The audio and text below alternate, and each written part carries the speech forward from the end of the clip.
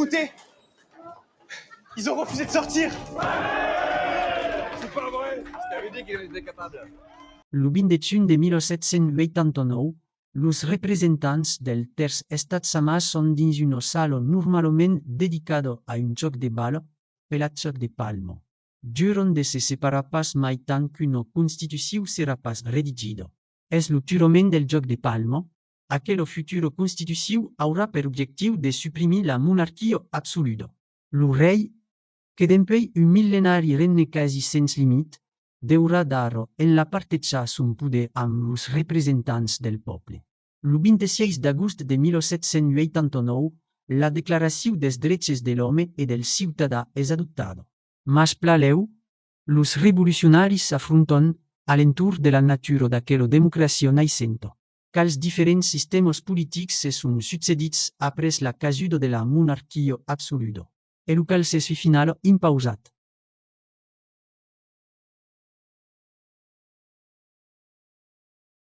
En 1791, és una monarquia constitucional que és primer mesa en plaça. Se funda sus una separació dels poders entre l'Assemblea Nacional, que escriu i vota les lleis, i el rei que los pot aprovar o pausar son veto. Mas són los homes pagant l'impost, si solament 15% de la població masculina del país poden votar. És el vot censitari. Aquel règim nouvel, inégalitari, és contestat per una partida grande del peuple. Nous avons payé le prix du sang. Et nous pensons que ce prix nous donne le droit de voter, même si on n'a pas les moyens de payer l'impôt.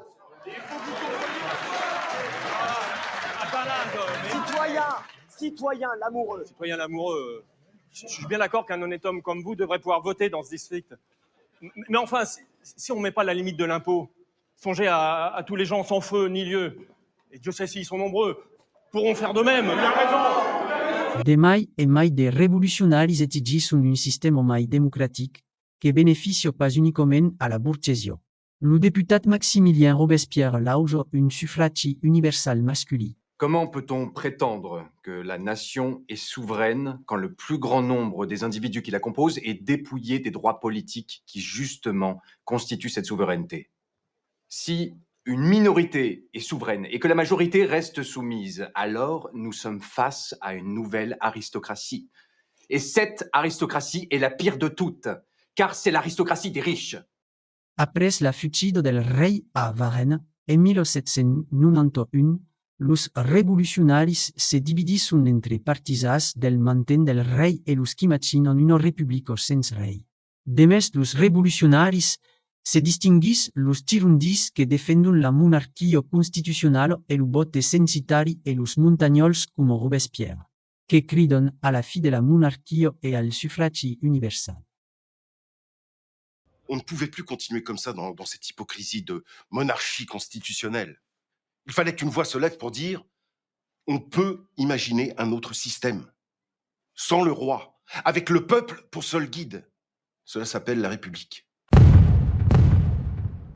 Une insurrecció nouvelle del poble, le 10 d'agost de 1792, conduit à l'arrestation del rei.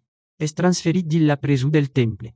L'endemà, des Parisiens fan tombar les estàtues, símbols de la monarquia, com la de Louis XIV. Le 21 de setembre de 1792, Louis XVI és destituït i la monarquia és abolida en França. Una nouvelle ambassade nationale, appelada Convenció, esperis França dintre dins una era nouvelle. Ben una república le 22 de setembre de 1792. És incarnada per la figura de Marianne. És un règim nouvel, sens rei, et fundat sul suffragi universal masculí. Los montagnols, venguts majoritaris a la Convenció, tenten de mettre en plaça un règim mai social e egalitari que promet assistència e educació per totes e el dret a l'insurrecció.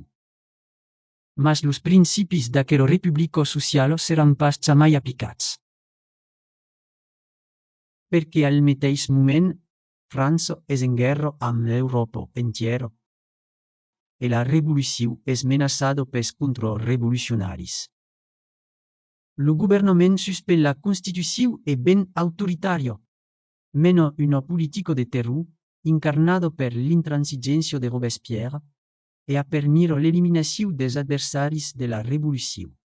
En juillet de 1794, los mai radicals des revolucionaris són executats també, d'un Robespierre. Los mai moderats reprenen lo poder. Contom pas gardar l'esperit egalitari de 1793. Malgrat uno darrière susmauto de las sans-culottes en mai de 1795 per demandar un sufragi universal masculí, la Convenció impausa un sufragi censitari estricte reservat als mai rics. Las seccions revolucionàries de París són dissolgudes e desarmades. Malgrat los espers decebuts del poble, la revolució ha ballat als franceses un avanç gust de democràcia e d'egalitat. Mas lo camí serà encara long per arribar a un real sistema democràtic en França.